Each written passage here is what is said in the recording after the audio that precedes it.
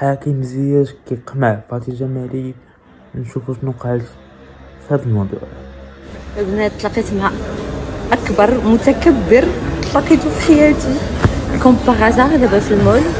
يا زياد هو فوتبولور مغربي ومع كان معايا صحاباتي ماشي مغربيات و il était à côté donc قلت ليه يلا قلت ليه هاي كيخنزر مي فريمون سيد il est pas normal جا عند واحد المغربي كملو سي انكرويابل. دابا داخله لوتيل شفت حدا الباب قلت ليه راه اتس نوت نايس ويقول لي فاك يو قلت ليه فاك يو تو سبب زعما سي انكرويابل.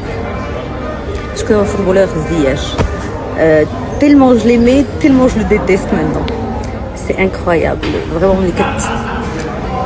اللي كيبان لنا في التلفازه حاجه والواقع ما rien à voir. هذاك الولد المغربي مسكين اللي شفتو تحية كبيرة على الحاكم زياد اللي برد لي قلبي في هاد ممثلات مسخات مقلقات.